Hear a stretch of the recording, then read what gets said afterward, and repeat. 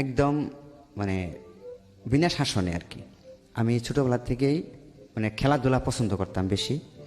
আর এই নাটক, যাত্রা, সিনেমা দেখা এগুলাতে খুব আগ্রহ ছিলাম আমি। এগুলার থেকে ছোটবেলা থেকে আমি এইগুলা নেশার মানে ছিলাম আর কি। ছোটবেলায় এগুলা মানে কোনো বাড়িতে যদি টিভি থাকতো ওই বাড়ির থেকে আমি মানে সরতাম না। আচ্ছা। টিভিতে মানে টিভিতে ছবি হইতো, ছবি দেখতাম। আর ওই যে প্রতি শুক্রবারে ছবি হইতো যে এগুলা দেখতাম। আর গ্রামের মধ্যে রাত্রের বেলায় ওই বিসিআরসি এর যেগুলা বলে আর কি, ওই বিসিআরসি এর 3 টাকার টিকিট কেটে না প্রায় প্রায় আর কি প্রতি বৃহস্পতিবারে শুক্রবারে এরকম আইনা দেখতো। ওই রাত্রে 3 টাকার টিকিটে 3টা ছবি দেখাইতো, এগুলা দেখতাম। আর যদি কোথাও গ্রামে মাইক মারতো মানে যাত্রা অথবা নাটক মানে এগুলো হইতো, ওই জায়গার নামটা আমি শুনে রাখতাম। আচ্ছা। শুনে রাখলে পরে আর আমরা আমার মানে কয়েকটা সমবয়সী ছিল 4-5 জন। এই 4-5 জনে করতাম কি গ্রুপিং করতাম, গ্রুপিং করে ওদের সাথে 4-5 জনে গেতাম ওইখানে হাইটে হাইটে গেতাম। আচ্ছা। তো এভাবেই আমার দিনগুলা মানে ছোটোবেলার দিনগুলা কাটছে। আর যখন একটু বুঝতে শিখলাম মানে তখন আমার বাড়িতে আমার বড় ভাই, আমরা 4 ভাই বোন, আমি সবার ছোট ফ্যামিলির। জি। ফ্যামিলির সবার ছোট আমি। আর আমার বড় ভাই বোন দুইটা যে বিয়ে হয়েছে আমার বুঝমান হওয়ার আগে আমি দেখি নাই যে আমার বড় বোন দুইটা যে বিয়ে হয়েছে। এটা আমি মানে এখন আমার স্মৃতিশক্তিতে মনে আসে না আচ্ছা। যে আমার বড় বোনের বিয়ে খাইছি কি মানে এরকম বড় বোনের। তারপর আমি লেখাপড়া করতে পারিনি তেমন, কারণ লেখাপড়া করতে পারিনি কেন সেটা হচ্ছে আমার বড় ভাইয়ের জন্য। মানে বড় ভাই মানে একটা মেয়ের সাথে সম্পর্ক করছিল, সম্পর্ক করাকালীন পরে ওইখানে আমার মানে ফ্যামিলিতে অনেক বড় মানে আর্থিক মানে জরিমানা লাগে। ওরা মানহানি কেস করছিল। আচ্ছা। মানে গ্রামে একটা বিচার হয়েছিল, ওই বিচারের মাঝখান থেকে মানে চেয়ারম্যান মেম্বার ওরা সবাই ছিল, ওইখান থেকে আমার বড় ভাইরে মানে উঠাইয়া নিয়ে আসছিল আমার মামা বিচার থেকে। আচ্ছা। উঠাইয়া নিয়ে আসার পরে পরে চেয়ারম্যান মেম্বাররা মানে বাদী হয়ে আর মেয়ের মা যেটা আর কি ওই মেয়ের সাথে সম্পর্ক করতো, মানে দেখা করতে যায় গ্রামে যা হয় আর কি, ওই মেয়ের সাথে দেখা করতে যায় সন্ধ্যাবেলা দেখা করতে যায় মানে গ্রামে আর কি মানে গুজব রটাইছে যে মেয়ের সাথে এরকম খারাপ কাজ করছে। তখন আমি মানে এতটা বুঝি না আর কি, এখন বুঝি যে বড় ভাই কেন দেখা করতে গেছে, কি কারণে গেছে এখন হয়তো বুঝি, তখন তার এত কিছু বুঝি নাই। তো দেখা করতে গেছে, এই দেখা করতে যায় পরে আরেকজনে মানে মানে ধরতে গেছে, ধরতে পারে নাই। ওইখানে ওই যে বড় ভাই যে স্যান্ডেল একটা প্রমাণস্বরূপ জিনিস ওইখানে রাইখা চলে আসছিল। আচ্ছা। পরে রাইখা চলে আসে, সেই প্রমাণ সূত্র ধইরা পরে মানে ওই মেয়েটার সাথে বিয়ে দেওয়ার জন্য পরে গ্রাম্য একটা সালিশ ডাকে। সেই সালিশের থেকে আমার বড় ভাইরে মানে আমার মামা, আমার ছোট মামা ওইখান থেকে নিয়ে আইসা পড়ে। আচ্ছা। আমার ভাইগনারে কে বিয়া দেয়, কিভাবে বিয়া দেয় সেটা দেখবো আমি। পরে ওইখান থেকে পরে আমার মানে চেয়ারম্যান মেম্বাররা সব এক হইয়া, গ্রামের মানুষ সব এক হইয়া যে এত বড় সাহস যে গ্রামের সালিশ থেকে চেয়ারম্যান মেম্বার সহ এখান থেকে মানে তার ভাইগনারে এখান থেকে নিয়ে যায়, আমরা বিচার করি, আমাদের বিচার মানে না। সেখান থেকে নিয়ে আসার পরে নিয়ে আসা করলো, পরে আমার বাইরে পাঠাইয়া দিল মানে অন্য এক জায়গায়। মানে আমাদের বাড়ি হচ্ছে পুরান বাড়ি, আর একটা সখীপুর টাঙ্গাইল জেলা, এখানে হচ্ছে নানির বাড়ি। আচ্ছা। ওইখানে পাঠাই দেয়, আমার চাচার বাড়িতে পাঠাই দেয়। আচ্ছা। চাচার বাড়িতে পাঠাই দেয় পরে এখানে মানে মানে জরিমানা করে অনেকগুলা টাকা আমাদের। ওই মেয়ের বিয়ে না করার পর্যন্ত অনেকগুলা টাকা মানে ওই যে চেয়ারম্যান মেম্বাররা যে বিয়ে দিতে হবে না, বিয়ে করতে হবে না, মানে একটা ক্ষতিপূরণ অনেকগুলা টাকা জরিমানা করে। তখন আমরা আর্থিকভাবে অতটা সচ্ছল না। আচ্ছা। তখন মানে আমার বাবা কৃষি কাজ করে, আবার মাঝে মধ্যে মানুষের বাড়ির কাজও করে, এরকম ভাবে সংসারটা চলে আর কি। আচ্ছা। পরে মানে আমাদের কিছু জমি ছিল, ওই জমিগুলা বিক্রি কইরা তখন ওই বড় ভাইয়ের জরিমানা দেয় আর কি। বড় ভাইয়ের সাথে আপনার বয়সের পার্থক্য কত? বড় ভাইয়ের বয়সের পার্থক্য 6-7 বছর। জমি বিক্রি করে বড় ভাইয়ের এইসবের কাজে জরিমানা দিতে হয়? জরিমানা দিতে হয়। পরে জমি বিক্রি যে করে, জমি বিক্রি করে তখন ওই বড় ভাইয়ের জরিমানা দেয়। জরিমানা দেওয়ার পরে পরে আমার সংসারে যে একটা মানে আর্থিকের দিক দিয়ে যে পড়ে যায়, এর কারণে পরে বড় ভাই করে কি তার কিছুদিন পরে তার বড় ভাইয়ের বিয়ে করায়। আচ্ছা। মানে অল্প কিছুদিন পরে বিয়ে করায়। সেই বিয়ের বউ নিয়ে আসা পর কিছুদিন সংসার 6 মাস সংসার করে আমার ওই বড় ভাইয়ের যে বিয়ে করা। হুম আর ওই যে মেয়ের সাথে সম্পর্ক ছিল হুম ওই মেয়ের সাথেও আবার বড় ভাই মানে মানে সম্পর্কটা চালাইয়া যেত হুম। বিয়ে করে আনার পরও। এটা বাড়ির থেকে মানে বিয়ে করাইলো আমার এগুলোর গার্জিয়ানরা। সাথে আপনার জীবনের সম্পর্ক কি? এখানে আমার জীবনটা মানে আমার বড় ভাইয়ের কারণে আমার জীবনটা নষ্ট হয়ে গেছে অনেকটা। কিরকম? যেমন এই যে বড় ভাই যে এইটার সাথে হুম মানে যখন ওই মানে বিয়ের সাথে বিয়ে করলো পরে পরবর্তীতে করলো কি ওই মেয়েটারেই হুম ওই বউ থুইয়া ওই মেয়েটারেই ওই যে মেয়ের সাথে সম্পর্ক ছিল ওই মেয়েটারে নিয়ে পালাই গেল বড় ভাই আবার।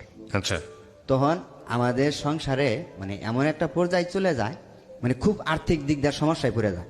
আচ্ছা তখন মানে আমার যখন মানে স্কুল জীবন তখন আমি ক্লাস 2তে পড়ি, যাই আর কি স্কুলে যাই, প্রাইমারি স্কুলেতে যাই। হুম আমার বাড়ির পাশে প্রাইমারি স্কুলে যাই। তখন আমরা দুবেলা মানে ঠিক মতো খাবার পাইতাম না তখন। হুম এর মধ্যেই বড় ভাই কাজগুলা করছে।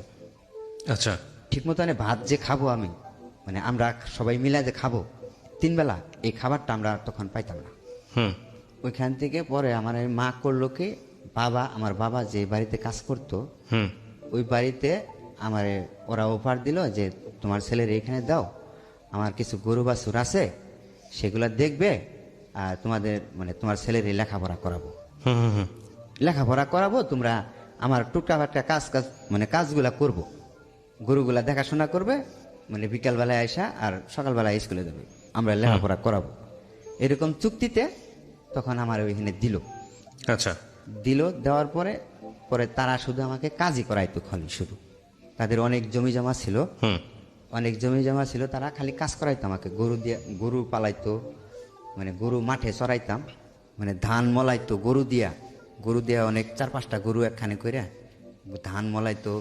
তারপরে ক্ষেতের থেকে ওই কামলা জামলা লইতো, যে এগুলা কামলা লইতো অনেকগুলা, এই কামলা নিয়ে খাবার নিয়ে গেতাম। তারপরে তাদের সাথে কাজ করতে হইতো, সব ধরনের কাজই করতে হইতো আমার। পরে ওইখান থেকে মানে পরে আমি ওখান থেকে চলে আসলাম যে মা আমার তো এরকম বাড়িতে বললাম যে আমার তো অনেক কষ্ট, মা ওইখানে খাবার দেয় ঠিক মতনে 3 বেলা আমি খাইতে পারি, হুম কিন্তু আমার ওইখানে দেওয়া সব ধরনের কাজই করায়, ভারী কাজও করায়, সব ধরনের কাজ করে, আমি কি করব। ওইখান থেকে চলে আসলাম আমি না কয়ে চলে আসলাম। পরে তারা ওইখান থেকে আসলো, আমার ওই যে মহিলার বাড়িতে কাজ করতাম আমি, যে ভাইয়ের বাড়িতে, পরে এই মহিলা আসলো, পুরুষ লোকটা না আসা মহিলা আসতো, আমি কাকি কইয়া ডাকতাম আর কি মহিলাটারে।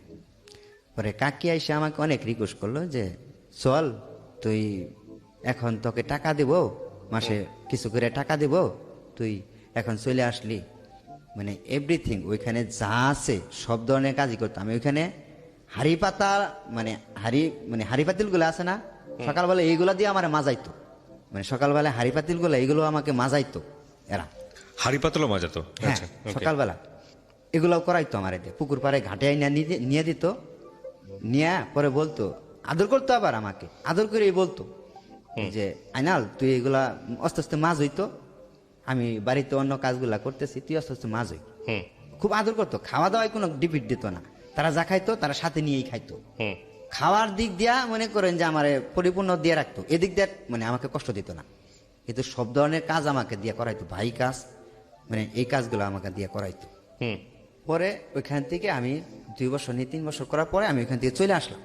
আচ্ছা চলে আসার পরে এইখান থেকে এই যে ঢাকায় আসলাম আমি, মানে গার্মেন্টস জগৎটার মধ্যে যে আসলাম আমি, ওইখান থেকে চলে আসার পরে মারে বললাম যে মা আমাকে কিছু টাকা দাও, আমার বাড়ির পাশে একজনে কাজ করে সাভারে, হুম ওরে জানতাম খালি সাভার কাজ করে, আমি এইটুকুই জানতাম সাভার, মানে যেই জায়গাটায় থাকতো এই জায়গাটার নাম জানতাম আমি, আচ্ছা ওর কাছে শুনছিলাম আমি। আচ্ছা পরে ওইখান থেকে মানে বাড়ির থেকে আমি 2,500 টাকা নিয়ে হুম 2,500 টাকা নিলাম, এটা 2001 সালে কি 3 সালে তখন আসলাম আমি। 2,500 টাকা নিয়ে তখন আমাকে দিল মা, হুম মানে ওইখানে 3 মাস কাজ শিখতে হইব, 3 মাসের মানে কাজ শিখে আমাকে ও বলছে যে 3 মাস মিনিমাম কাজ শিখতে হইব তোমার, 3 মাস মানে নিজের খাইতে হইব, হুম নিজের খাইয়া তোমার কাজ করতে হইব, 3 মাসের মধ্যে কোনো বেতন তুমি পাবা না।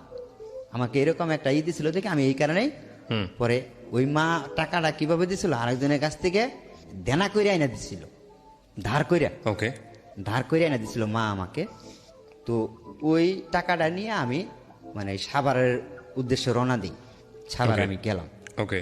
সাভার যাইয়া হেরা শুধু খালি ওই জায়গার নামটুকু জানতাম যে ওরা ব্যাংকটেক থাকে, মানে ওরা বাসা কোথায় এগুলো আমি কিছু চিনতাম না। হুম। তখন এই আবদুল্লাহপুর আইসা এই দিক দিয়া কোন দিক দিয়ে যাওয়া লাগে মানুষের কাছে জিজ্ঞেস করতাম যে সাভার যাবো তো কোন দিক দিয়া, জিজ্ঞেস করে পরে আস্তে আস্তে গেতাম। পরে সাভার স্ট্যান্ডে যখন নামছি নাইমা তখন বেলা আসর রক্তের টাইম, নামার পরে পরে ওইখান থেকে আমি দোকানে বসে একটা রুটি আর একটা কলা খাইছি। হুম। পরে ওই মুরব্বী বেটা আমার দিকে বলে তুমি বাড়ি কোথায় বাঁচতা? ওরা আমি বললাম যে আমার বাড়ি তো এই মামি সিং জেলা ভালুকা থানা। কয় তুমি কোথায় আসছো এখানে? হুম। আমার জিজ্ঞেস করতেছে। পরে আমি বলছি যে আমি যে এখানে যে ব্যাংকটেক জায়গা কোনটা, ব্যাংকটেক জায়গার নামটা কোনটা, আমি ব্যাংকটেকে আসছি। ব্যাংকটেক তো এই অনেক দূর, ওইখান থেকে রিক্সা নিয়ে আরো তোমার 10 টাকা ভাড়া লাগবে, হুম। বাস ভাড়া লাগবে সাভার স্ট্যান্ড থেকে। ওকে। পরে আমি কইলাম যে আমি ওইখানে যাব। পরে চাচারে বললাম যে চাচা আমি কোন দিকে বাস উঠবো? কয় চাচা পরে দেখাই দিল, কয় ওই সামনে আগায় দেখো ডাকতেছে হুম। ব্যাংকটেক এদিকে দিয়ে ডাকতেছে, তুমি ওইখান থেকে গাড়িতে উঠে যাও। হুম। পরে আমার ওই ব্যাংকটেক ওইটা যে একটা জায়গার নাম এটা আমি জানতাম না। আচ্ছা। ব্যাংকটেক ওইটা একটা জায়গার নাম। পরে আমি ওইখানে যাই আমার ব্যাংকটেকের একটা গেটের সামনে নামায়া দিল যে এটাই ব্যাংকটেক। আমি ওই গাড়ির হেল্পারে বারবার বলতাম যে ভাই আমি চিনি না, আমার একটু ওই জায়গা মতনে নামাই দিয়ে দেন। হুম। পরে আমার গেটের সামনে নামাই দিল, গেটের সামনে নামাই দিছে। পরে আমি তো হতভঙ্গ, এটা তো আসলে ওই জায়গার নাম। আর আশেপাশে সবাই জিজ্ঞেস করার পরে আমি কইলাম যে তো এখানে সোয়েটার ফ্যাক্টরি কোনটা? কয় এক লোকে আমার বললো কয় সোয়েটার ফ্যাক্টরি আছে ওই কোনারে, নদীর ধারে একটা ফ্যাক্টরি আছে। এটা কোন জেলা, মানে কোথায় আসতেছেন? ঢাকাতে? হ্যাঁ এটা ঢাকাতে, হুম। তারপর? ওই যে সাভার এলাকায় ব্যাংকটেকে। সাভারে? Okay. হ্যাঁ সাভার, হুম। আসতেছেন মূলত কাজ খোঁজার জন্য? কাজ খোঁজার জন্য। রাইট। তারপর? মানে ওইখানে পরে আমি ফ্যাক্টরিতে আবার ওই যে আমার বাড়ির পাশে একটা লোক থাকে, হুম। আমার বাড়ির পাশে ওই ফ্যাক্টরির পিএম, ওইটা আমাদের গ্রামেরই। হুম। ওই ফ্যাক্টরির যে পিএম বড় পোস্টের একটা লোক, ওইটা আমাদের গ্রামেরই, হুম। ওইখানে চাকরি করে ওই ফ্যাক্টরিতে। হুম। তো ওইখানে গেলাম আমি, যাওয়ার পরে ওইখানে মানে যাই ওই ফ্যাক্টরিতে যাই দেখি ছুটি হয়ে গেছে। তারপর? পরে ওইখানে ফ্যাক্টরি ছুটি হয়ে গেছে, পরে ফ্যাক্টরিতে পাইলাম না। পরে ওইখানে ঘুরে পরে আমি একটু সামনে আগাইছি, আমি নিয়ত করছি যে রাত হয়ে গেছে অনেক, রাত্রে 10টা বাজে। পরে আমি ভাবছি যে তে কোথায় থাকবো, ওদের বাসা তো পাইলাম না। আর ওই ফ্যাক্টরিতে থাকলে হয়তো খবর দিলে মানে নিয়ে আসতো, কালকে সকাল ছাড়া তো আর হবে না। হুম। তা আমি নিয়ত করছি যে মসজিদে থাকবো আজকে, হুম। মসজিদে ঘুমাবো। ছোটবেলার থেকে ওই যে এইগুলা ব্রেন মাথার মধ্যে কাজ করতো কেমনে, হুম। ওই যে ছোটবেলায় যে আমি ওদিক সদিক ওই যে মানে নাটক সিনেমা মানে দেখতাম, হুম। এগুলা আর কি মানে আমার একটা ব্রেনের মধ্যে কাজ করতো যে আচ্ছা। কোথায় থাকবো। পরে আমি কইলাম যে আমি মসজিদে ঘুমাবো আজকে। ওই মসজিদের পাশে গেছি, পরে আমার বাড়ির পাশে দিয়ে আরেকজন ওই পেঁয়াজি টেয়াজি সিঙ্গারা টিঙ্গারা এগুলো বেচতেছে। পরে ওর বাসায় নিয়ে গেলাম, ওর বাসায় পরে ওর দেখা করলাম সামনে যায়। পরে কই তুই কই থেকে? পরে আমি কইলাম যে আমি তো এরকম বিষয়, আমি তো বিল্লালের বাসায় যাব। কয় বিল্লালের বাসা তো অনেক দূরে, কয় এখন তো আর সম্ভব না, আমি দোকান করতেছি, কয় এখন আমার বাসায় চল, পরে কালকে তোরে দেখা করে দিব, কালকে দেখা করে দিব। পরে ওর বাসায় গিয়ে যায়, এখানে খাওয়া দাওয়া করে হেন থাকলাম। থাকার পরে পরের দিন হুম। সকালবেলায় ওই বিল্লালের বাসায় নিয়ে গেল আমাকে, ওরা অফিসে যাওয়ার আগে বিল্লালের বাসায় নিয়ে গেল। পরে আমি তো বিল্লালরে বললাম যে আমি তো কাজ করতে আইছি, আমি তো কাজ শিখবো, হুম। তো আমাকে কাজ শিখিয়ে দেন, কীভাবে কাজ শিখতে হয়, কীভাবে কি করতে হয়। আপনি পাস বিট করাম, আমি নিজে বাজি হুম। কাজ শিখার গেট পাস বিট করে পরে ওইখানে কাজ শিখলাম। কাজ শিখার পরে ওইখানে আমি প্রথম বেতন পাইলাম 2600 টাকা মনে হয়। হুম। কাজ শিখার পরে 2600 টাকা বেতন পাইলাম। 2600 টাকা বেতন পাইয়া পরে মারে ফোন করলাম। হুম। আমি মানে তখন ওই যে হুম। 60 টাকা মিনিট লাগে নাকি ফোন করতে, হুম। ওই ফোন দিয়া ফোন করলাম বাড়িতে যে মা আমি তো কাজ শিখছি, এটা 2 মাস পরে মনে হয়, আমি তো কাজ শিখছি, কাজ শিখা এত টাকা বেতন পাইছি। হুম। পরে ওই যে আমি বাড়ির থেকে 2,500 টাকা আনছিলাম, এই দৌড়াদৌড়ি পাইরা মানে তখন ওখান থেকে অনেকগুলো টাকা খরচ হয়ে গেছে আমার। আচ্ছা। পরে বাড়িতে মনে হয় আমি কিছু টাকা দিছিলাম, ওইখান থেকে কিছু টাকা দিয়া পরে আমি বাড়িতে পাঠাইছিলাম। ওই বিল্লালে যে বাড়িতে গেছিল ওর সাথে আমি পাঠাইছিলাম, পরে আমি আর যাইনি। পরে ওখান থেকে মানে ফ্যাক্টরিটা বন্ধ হয়ে গেল, পরে ওখান থেকে আবার রিটার্ন বাড়িতে আসলাম। হুম। রিটার্ন জি। ফ্যাক্টরিটা বন্ধ হওয়ার পরে রিটার্ন বাড়িতে আইসা পরে বাড়ির পাশে একটা ফ্যাক্টরি চালু হয়েছিল ভালুকাতে, আমাদের ভালুকায় একটা ফ্যাক্টরি চালু হয়েছিল। ওইখানে আমি 1 বছর চাকরি করছি। চাকরি করাকালীন ওইখান থেকে পরে ব্যাগে যখন আসলাম গাজীপুরে, গাজীপুর থেকে আমার এই মানে সম্পর্কটা শুরু হইলো আর কি। কিসের সম্পর্ক? ওই বডি ফ্যাশন ফ্যাক্টরিতে যখন চাকরি নিলাম, চাকরি নেওয়ার কিছুদিন পরেই মানে আমি ওই ফ্লোরের মধ্যে, একই ফ্লোরে 2টা বাক্স ছিল আর কি, একটা ফ্লোরেই 2টা বাক্স ছিল। জি। ওইটা ওই পাশে এক সেকশন, এই পাশে এক সেকশন। আচ্ছা। মানে পাশেই বসে মানে উনারা কাজ করতো, আমি মানে ম্যানুয়ালে মেশিনে কাজ করতাম। মানে দাঁড়ায় দাঁড়ায় দেখা যাইতো, উনি আমাকে দেখতো, আমি উনাকে দেখতাম। আমি মাঝে মধ্যে বাহির থেকে যে কেক টেক নিয়ে যে খাইতাম, খাওয়ার পরে উনি জিজ্ঞেস করতো, তুমি বাসায় ভাত খাও না? আচ্ছা, উনিটা কি একটা মহিলা নাকি একটা পুরুষ? মহিলা। মহিলা, আচ্ছা, একজন মহিলা আপনাকে জিজ্ঞেস করতো। করতো। এই মহিলাটাকে আপনি আগে থেকে চিনতেন না? না, আগে থেকে চিনতাম না। আচ্ছা, তারপর? আগে থেকে চিন্তাম না। পরে আমি ওনারে খালা বিলা ডাকলাম, যে খালা আসলেও আমি তো মেসে খাই, মেসের ওই ডাল ভাত গুলা আমার মানে প্রতিদিনই কন্টিনিউ খাইতে হয় সকালবেলা। ডাল ভাত তো আমি খাইতে পারি না, মানে ডাল আলু ভর্তা এটা প্রতিদিনই আমার ভালো লাগে না, খাইতে পারি না। আচ্ছা। তা আমি কেক টেক আইনা খাই, টিফিন করি 10টার সময়। পরে এক কথায় দুই কথায় তাদের সাথে মানে ভালো একটা সম্পর্কে গেলাম আর কি, একটু ফ্রি হইলাম। ফ্রি হওয়ার পরে ওই মানে খালাকে ডাকতাম, যে ওই খালা একদিন আমাকে অফার করলো যে তুমি তো মেসের খাবার খাইতে পারো না, তা আমি তো এখানে ফ্যামিলি নিয়ে থাকি, আমার 2 মেয়ে 1 ছেলে নিয়ে থাকি এখানে, তোমার খালু আছে এখানে, তুমি কিছু যদি মনে না করো তাহলে আমার এখানে খাইতে পারো, তুমি মাসে কিছু টাকা দিও। ওকে। পরে আমি ওইখানে পরে কইলাম যে ঠিক আছে খালাতে, আমার তো আগে ওই মেসের ওইখানে করতে হইব, মেসেজে না করে দিয়া পরে আপনার ওইখানে বলতে হইব। ওইভাবেই ওই খালার সাথে ওইখানে চুক্তি কইরা ওই খালার ওইখানে খাওয়া শুরু করলাম, মাসে কিছু মানে টাকা দিয়ে থাকি আরেক জায়গায়, খাই ওইখানে 3 বেলা ওইখানে এসে খাই। 3 মেয়ে 1 ছেলে নিয়ে থাকে। পরে যে খালার যে মেয়েগুলা 3 মেয়ে যে আমাকে ভাই বিলে ডাকতো আর কি, ওইখানে আমি 3 বেলা যায় টাইম টু টাইম খাইতাম। খালি সকালে মানে অফিসে যাওয়ার আগে 8টার আগে ওইখানে খাইতাম, আর দুপুরে লাঞ্চ টাইম এসে 1 ঘন্টা লাঞ্চ টাইম ওইখানে খাওয়া দাওয়া করতাম। আর বিকালে 9টা 10টা ছুটি হইতো, 9টার সময় ছুটি হইতো, 10টায় ছুটি হইতো, এই সময় এসে খাওয়া দাওয়া করে আমি আলাদা জায়গায় থাকতাম, ওইখানে যেয়ে থাকতাম। মানে ওইখানে খালি 3 বেলা খাইতাম খালার ওইখানে। আচ্ছা। পরে ওইখানে প্রায় 1 বছর খালার ওইখানে খাওয়া দাওয়া করলাম। আর এর মাঝখানে ওই খালার যে 2টা মেয়ে ছিল, বৈশাখ গল্প গুজর করতাম, বৈশাখ ওদের সাথে এইভাবেই সম্পর্কে মানে গল্প করতাম, বৈশাখ গল্প করতাম। পরে টিটকারি ফাজদামি মজা এগুলা করতাম। করার সময় পরে আমাকে ওই মানে কুলসুম যে মেয়েটা, খালার যে কুলসুম মেয়েটা, এই মেয়েটা আমাকে মানে বলল যে ভাই আমাকে কি দিবেন, সামনে তো ঈদের মধ্যে আপনি আমাকে কি দিবেন? পরে আমি কইলাম যে তুমি কি নিবা? কয় আপনি আমার বড় ভাই, তা আপনি আমার কি দিবেন? পরে আমি কইলাম তুমি যা নিয়ে খুশি, ঈদের মধ্যে ঈদের তুমি বড় ভাইয়ের কাছ থেকে ঈদ বোনাস নিবা, ঈদের গিফট নিবা, তুমি যা নিয়ে খুশি। পরে আমি ওই মেয়েটারে নিয়ে, খালার মেয়েরে নিয়ে কোনাবাড়ি মার্কেটে গেলাম।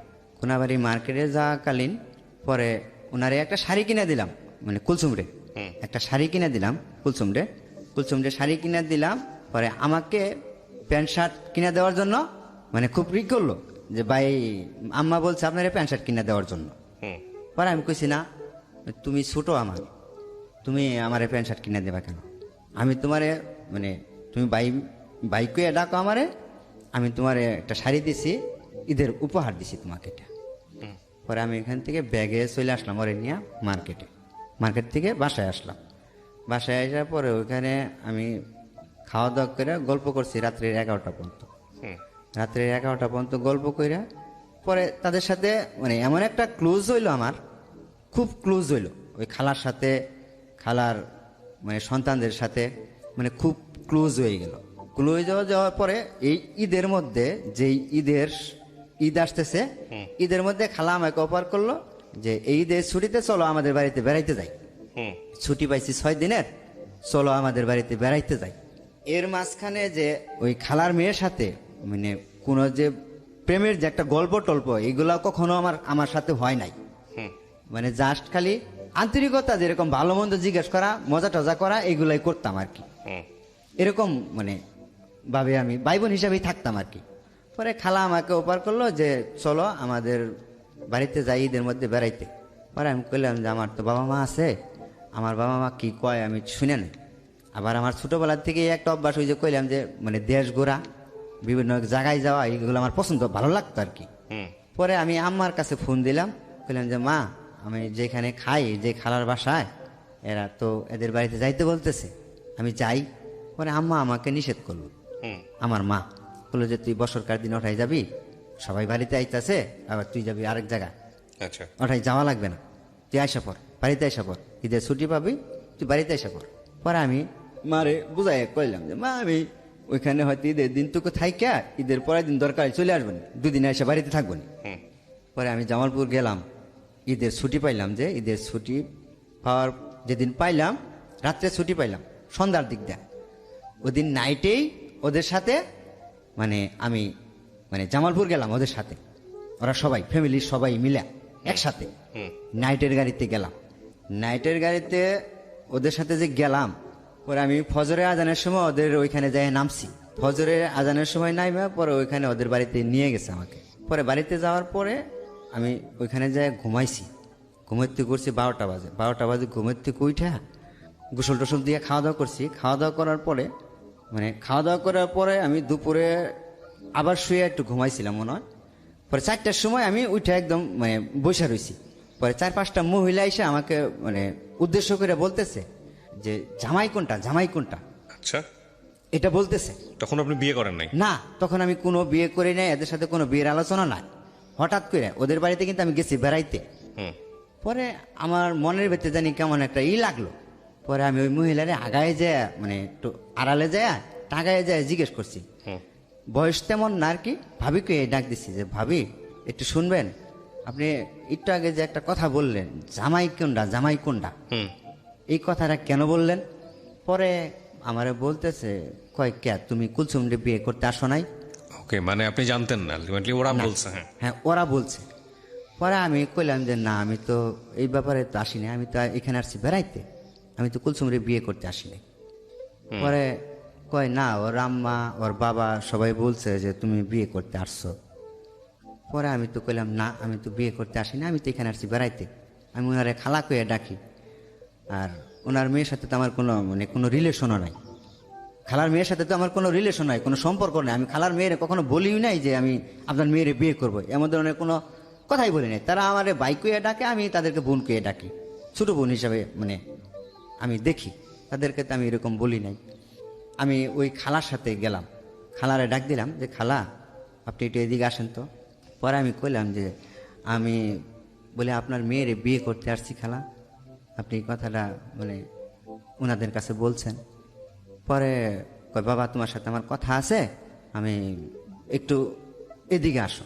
পরে আমি গেলাম, পরে ওইদিকে আমাকে নিয়ে গেল অন্য সাইটে নিয়ে গেল। সাইটে নিয়ে যাওয়ার পরে আমারে বলতেছে কয় তুমি এখানে একটু দাঁড়াও, পরে আমি মানে তোমার নিরিবিলি জায়গায় নিয়ে বিষয়টা বুঝাইতেছি। পরে আমি তখন আবার মানে এই ঈদের আগতে আমি একটা মোবাইল সেট কিনছি, 1600 মডেলের একটা সেট। সেই মোবাইল ফোনটা আমার কাছ থেকে নিয়ে নিছে। তখন আমার হাতে ফোন, এটা 2007 সালে, তখন আমার হাতে মোবাইল আছে। তখন ওই মোবাইলটা আমার হাত থেকে নিয়ে নিছে, মোবাইলটা নিয়ে ফোন করার কথা বইলা মোবাইলটা নিয়ে নিছে। পরে ওই খালা আমাকে মানে এমন একটা জায়গায় নিল, মানে যেখানে মানে গ্রামে একটা চর জায়গা বলে, আলাদা ফাঁকা জায়গা, সেখানে আমারে নিল।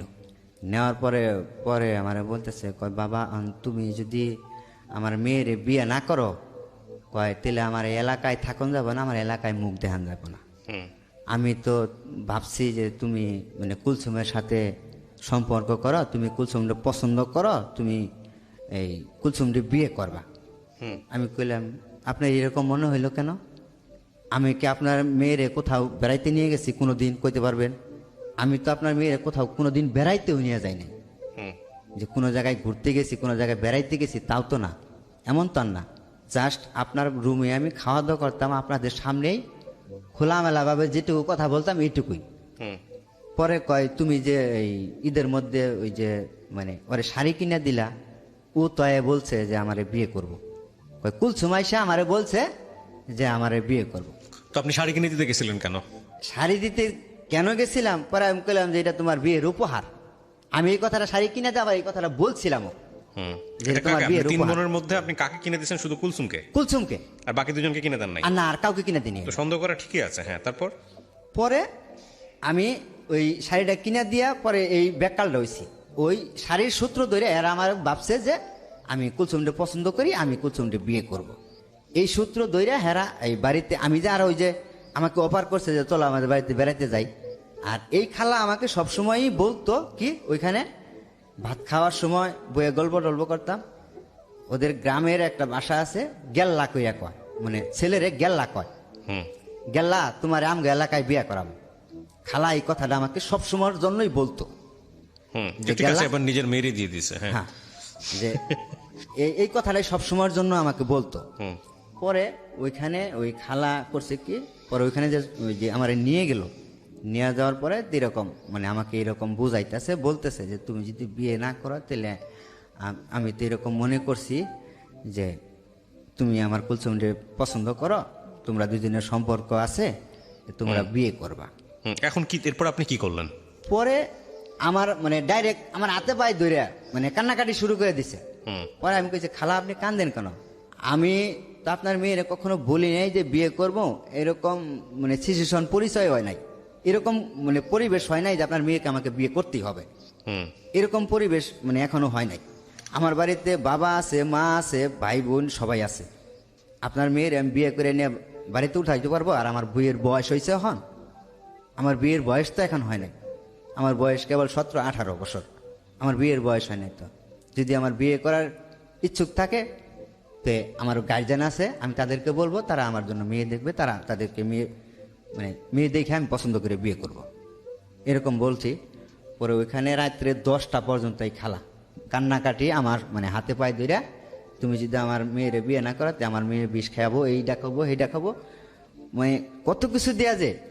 তখন আমার মাথার মধ্যে উল্টা একটা কাজ করলো কি, আমি এখান থেকে বিয়ে হয়তো আমার দিল, আমি যদি বাড়িতে না নিয়ে যাই, এদের সাথে প্রকাশ না করলাম, আমি এটা আমি মনে মনে মানে একটা বুদ্ধি করলাম যে রাত যত গভীর হইতেছে, এরা যদি আমি মানে মানে আমার মাথায় ভয় ঢুকে গেল কেন, যে আমার মানে এখানে আমি পরিচিত নাই, কেউ নাই পরিচিত, শুধু তাদের বাড়িতে আমি ঢাকার থেকে পরিচয় হিসাবে এখানে আসছি। আমি যদি আমার রাত্রে মারধর করে, এরকম মনের ভিতরে ভয় নিয়ে পরে আমি তাদের কথায় কইলাম যে ঠিক আছে, আপনারা ধরেন বিয়ে দেওয়ার জন্য পাগল হয়ে গেছেন, আমরা মেয়ে দেন বিয়ে দেওয়ার পাগল হয়ে গেছে, যে আপনার বিয়ে দেন।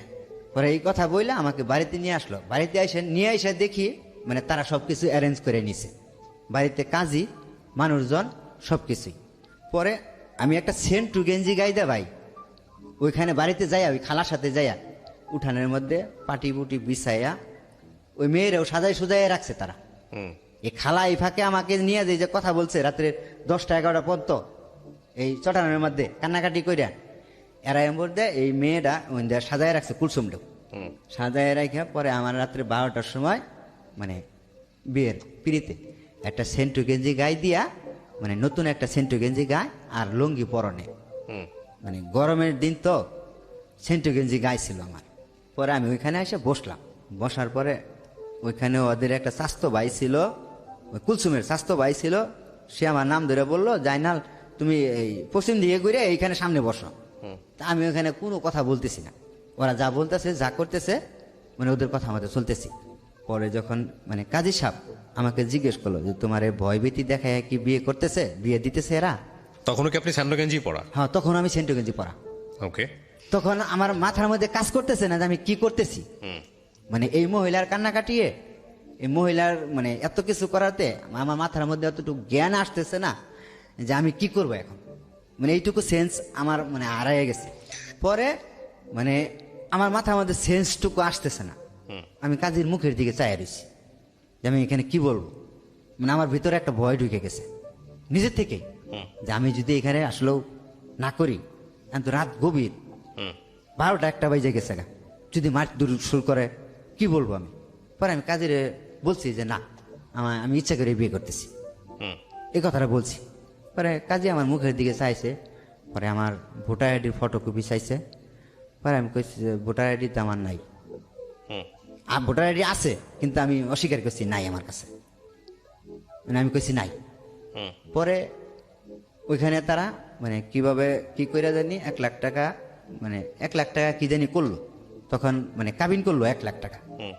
কত টাকা জানি ওয়াসিল দিল, পরে এইগুলা দিয়ে হাইরা পরে আমার মানে টিপ নিল, সিগনেচার নিল, নিয়ে হাইরা ওই কালেমা পড়াইলো, কালেমা টালেমা পড়াইয়া পরে তাদের যে মেয়ে মানে একটা ঘরের মধ্যে 2টা চৌকি, মানে 2 চৌকির মধ্যে 1 চৌকির মধ্যে বাসর ঘর সাজাইছে তারা, মানে কোন রকম একটু ইটি দিয়া তারাই মানে সাজাইছে 1 চৌকির মধ্যে।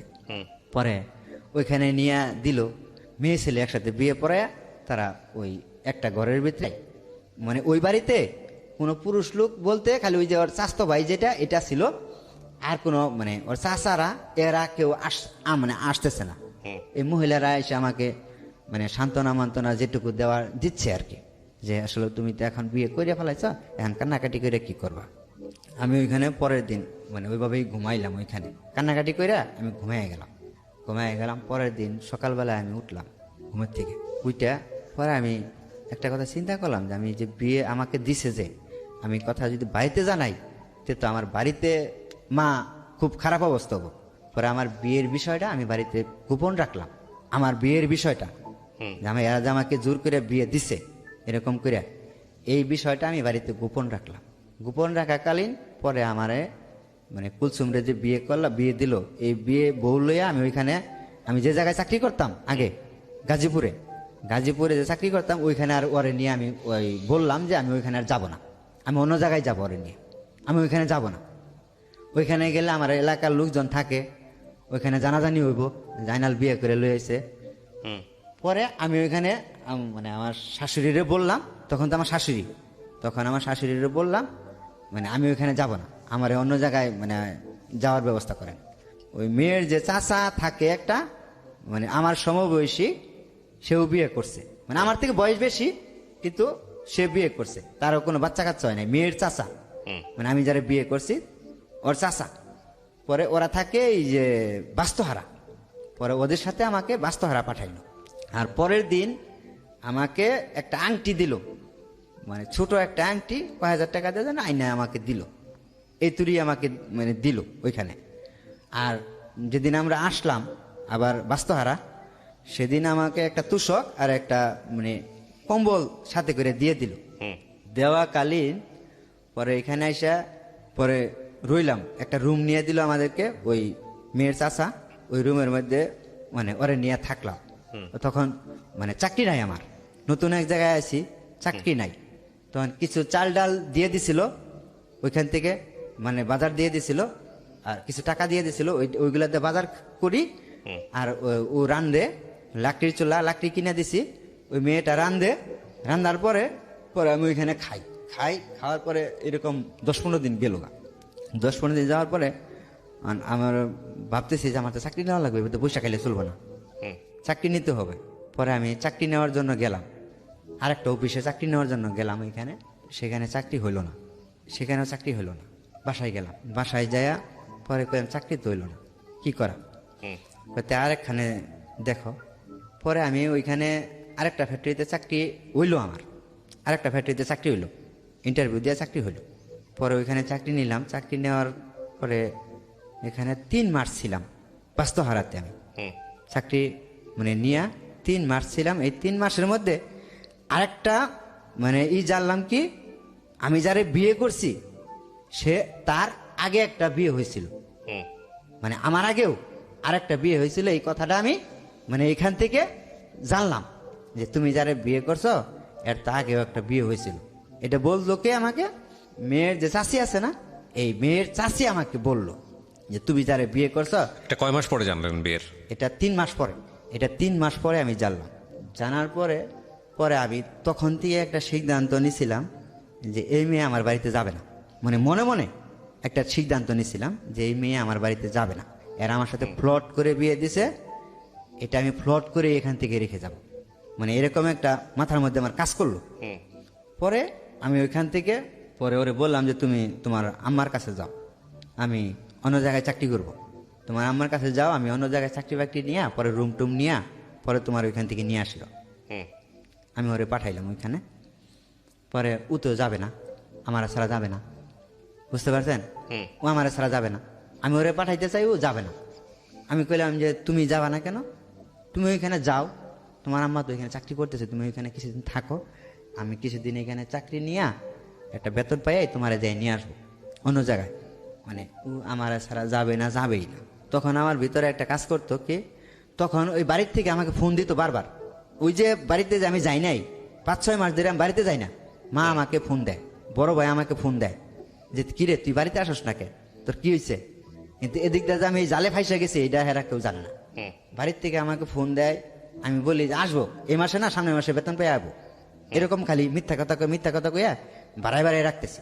পরে আমি এখান থেকে যাই হোক পরে ওইখানে গেলাম আমি, এটা 5 মাস নিয়ে 4 মাস পরে আবার 4-5 মাস পরে আমি যে জায়গায় আগে থাকতাম, যে জায়গার থেকে ওই যে ওদের সাথে সম্পর্ক হইলো ওই জায়গায় গেলাম, গাজীপুরে চৌরাস্তা, ওইখানে কুলচুমরে নিয়ে গেলাম। কুলচুমরে নিয়ে যাওয়ার পরে ওর মা বললো যে তোমাদের কোথাও যাওয়ার দরকার নাই, তোমাদের তো চাকরি বাকরি নাই, তোমরা এখানেই রুম নিয়ে দেই, এখানেই খাও, চাকরি বাকরি পরে দেখা যাক, চাকরি এখন হইলে হোক, না হইলে আমারটা এখানে খাইবা। আমার এরকম বলতেছে, ও মানে তাতে রাজি।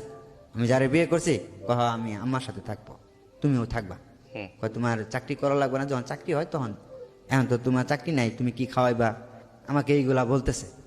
পরে আমি কইলাম যে কথা তো ঠিকই, আমার অন্য জায়গায় যে নিয়ে যাব খাওয়াবো কি। পরে আমি ওইখানে রাইখা পরে আমি কইলাম যে বাড়ির থেকে আসি, তোমার এখন বাড়িতে নিয়ে যাওয়া যাইব না, আমি বাড়ির থেকে আসি, তুমি বাড়িতে গেলে এখন সমস্যা হইব, তোমার বাড়িতে পরে নিতে হইব, বাড়িতে বুঝায়।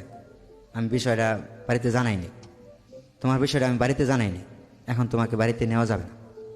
ওইখানে থুয়ে আমি বাড়িতে গেলাম, বাড়িতে যাই ওই বিষয়টা মানে প্রকাশ করলাম না, আমি আমার কারোর সাথেই প্রকাশ করলাম না। প্রকাশ না করাতে পরে আমি আবার চলে আসলাম ওইখান থেকে। চলে আসার পরে এখানে আসলাম, এখানে আসার পরে এটা এক কথায় 2 কথায় জানাজানি হয়ে গেল। আমার যে এলাকার মানুষ থাকে তারা জিনিসটা জানাজানি হয়ে গেল, তাদের কানে পর্যন্ত পৌঁছে গেল যে আমি যে বিয়ে করছি ওই খালার মেয়েরে, প্রচলিত হয়ে গেল। খালার মেয়েরে বিয়ে করছি, 1 কান 2 কান কইতে কইতে পরে বাড়িতেও এই খবরটা চলে গেল। বাড়ির থেকে আমার ফোন দিয়েছে, মানে ভাই ফোন দিয়েছে যে কিরাইনাল তুই বলে বিয়ে করছস। পরে আমি অস্বীকার করছি যে না বিয়ে করি নাই। সবাই কইতেছে তুই বিয়ে করছ, তুই অস্বীকার করস। অস্বীকারই গেছি যে না বিয়ে করি না ভাই, এটা পরে আমি বিষয়টা বুঝাইয়া বলি না তোমার। অস্বীকার তো অস্বীকারই, পরে আমি আর মানে কিছু বলিনি। পরে এরা ডিটেললি ভালো করে খবর লইছে আসলে ওকে আনালে বিয়ে করছে, আনালে মিশা কথা কইতেছে না এরাই মিশা কথা কইতেছে। পরে বাড়ির থেকে খবর নিয়ে দিয়ে আসলো আমি বিয়ে করছি। পরে মা অনেক কান্নাকাটি করলো, কান্নাকাটি করার পরে যে তুই বিয়ে করবি, তে তোর বাড়িতে বড় ভাই আছে, সবাই আছে, বড় বোন জামাইরা আছে, তাদেরকে বলতি তোর বিয়ে করাই দিত, তুই একা একা কেন বিয়ে করলি। মারে এই বিষয়টা আমি বুঝাইতে পারি নাই। এখন পরে এখান থেকে পরে এই মেয়ের সাথে মানে যে বিয়ে করছিলাম, পরে এই মেয়ের সাথে যেমনি হোক মানে একটা ঝগড়া সৃষ্টি হইয়া হেরা, পরে তারা একটা আপোষে চলে আসলো। আপোষে পরে আসলো এই মেয়ের সাথে থাকাকালীনই পরে আমি এই মেয়ের এই জায়গায় থুইয়া এটা জিরানি এলাকায় আমি চাকরি নিলাম। জিরানি এলাকায় যখন গেলাম তখন মানে যে মেয়ের সাথে আমি প্রেম করলাম এই মেয়ের সাথে আমার মানে রং নাম্বারে কথা হইলো। একটা ফোন থেকে ফোন আসলো রং নাম্বারে, ফোন আসলো রং নাম্বার থেকে। পরে তার সাথে 1 দিন 2 দিন কথা বলতে বলতে তার সাথে কথা বলা শুরু করলাম রং নাম্বার থেকে। যখন আমি এই মেয়েটারে ছাইরা অন্য জায়গায় গেলাম, ওই জিরানিতে চাকরি নিলাম, তখন ওইখানে যাওয়ার কিছুদিন পরেই এই মেয়ের সাথে রং নাম্বার থেকে একটা ফোন আসে আমার। ফোন আসার পরে এই মেয়েটার সাথে আমার পরে এই মেয়েটার সাথে পরে কথা বলতে পরে এই মেয়ের সাথে আমি সম্পর্কে মানে মোটামুটি আগাইলাম। তখন এর সাথে কিন্তু সারাসারি হয় নাই, প্রথম সারাসারি হয় নাই। পরে এর সাথে কথা বলতে মানে এর সাথে মানে অনেক গভীরে চলে গেলাম। মানে এও আমার সাথে দেখা করলো, আমিও তার সাথে দেখা করলাম। আমি কয়েকটা প্রশ্ন করতে চাই আপনাকে, প্রশ্নের উত্তর দিলেই হবে। আপনি এই মেয়েটাকে কি পরবর্তীতে বিয়ে করেছেন, যে মেয়েটার সঙ্গে আপনার পরিচয় হলো? হ্যাঁ। মেয়েটাকে জানাইছিলেন, দ্বিতীয় স্ত্রীকে জানাইছিলেন যে আমার একটা প্রথম স্ত্রী আছে? হ্যাঁ। জানাইছিলেন? হ্যাঁ। আপনি বিবাহিত এটা জানিয়েছিলেন? হ্যাঁ। জানার পরেও আপনি তাকে বিয়ে করেছেন? হ্যাঁ। এবং সে বিয়ে করছে আপনাকে? হ্যাঁ। সে কি ম্যারিড ছিল? তারও কি বিয়ে ছিল? হ্যাঁ। ও ওকে, আপনার প্রথম স্ত্রী জানতো যে আপনি এরকম একটা কাজ করছেন? তাকে জানাইছিলেন? না, সেটা পরে না জানান জানাই। নাই। আচ্ছা, আপনার প্রথম স্ত্রী জানলো কিভাবে? প্রথম স্ত্রী জানলো যে আমি যে এরে যে বিয়ে করছি, হুম বিয়ে কইরা যে আলাদা রুম নিয়ে আমি আসি, হুম মানে যে জায়গা, সে মানে আমার যে মানে পরিচিত যারা আছে বন্ধু, হুম তাদের সাথে ফোন নাম্বার নিয়ে, তাদের ফোন নাম্বার নিয়ে আপনাকে বের করে ফেলছে? হ্যাঁ, আমাকে বের করে ফেলছে। আচ্ছা, তারপর? বের করছে, বের করে পরে আমার বাসায় হঠাৎ করে চলে আসছে। হুম যারে বিয়ে করছি, হুম। দুজনেই চাকরি করি এক অফিসে। হুম। আমরা দুজনে মানে লাঞ্চে যে খাবার করছি, দুজনে একসাথে।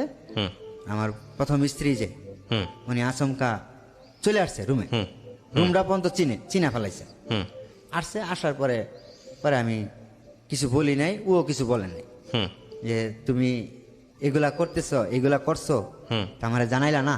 পরে আমি কই বলার মতো সুযোগ পাই নাই, বলবো কখন। হুম। তখন কি বাচ্চা কাচ্চা ছিল আপনার প্রথম স্ত্রী? হ্যাঁ, একটা মেয়ে আছে। তখন আপনার মেয়ে ছিল একটা? হ্যাঁ। ঠিক আছে, তারপর?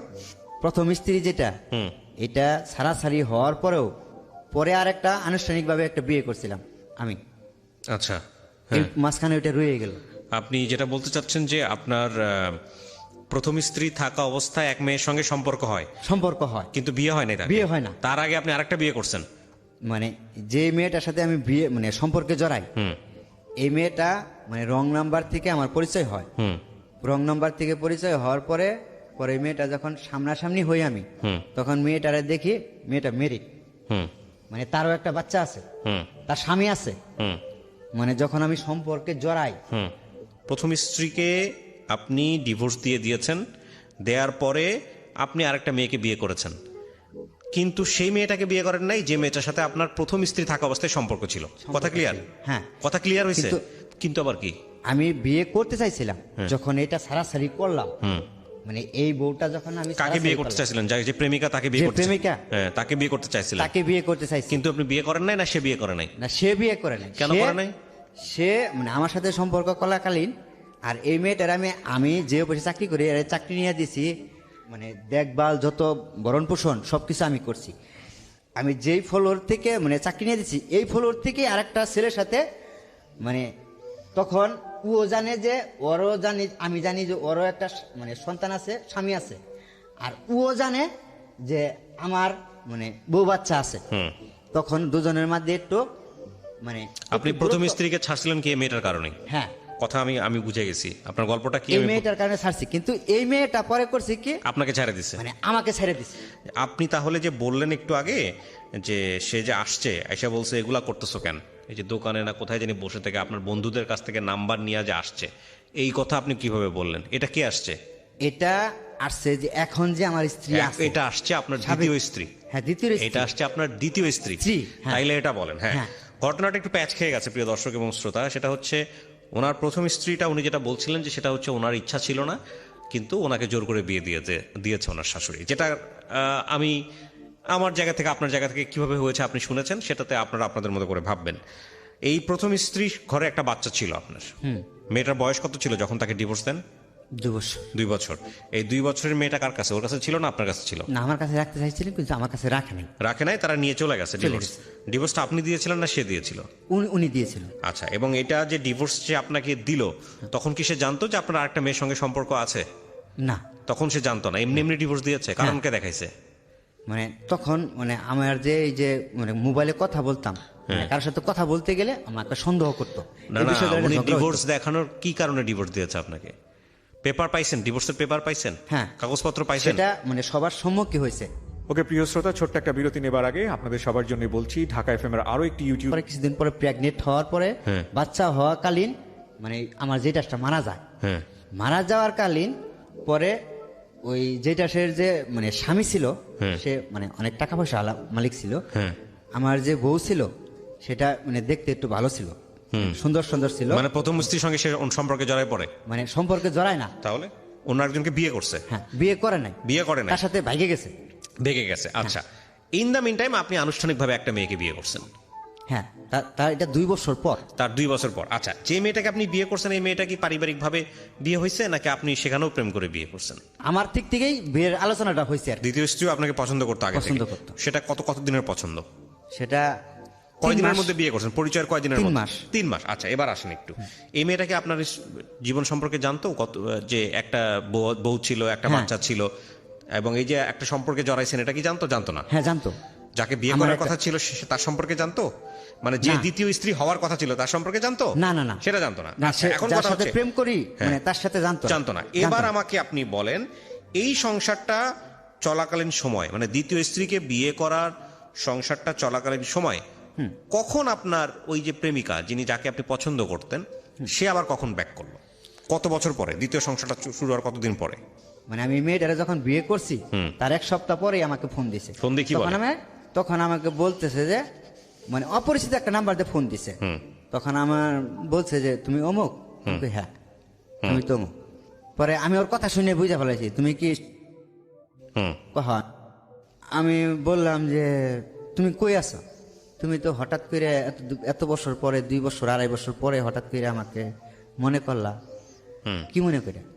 পরে আমি তখন শ্বশুর বাড়ি, হুম ওই শ্বশুর বাড়িতে আমি তখন মানে ওইখানে ফিরে নিতে গেছি আমি হুম 1 সপ্তাহ পরে।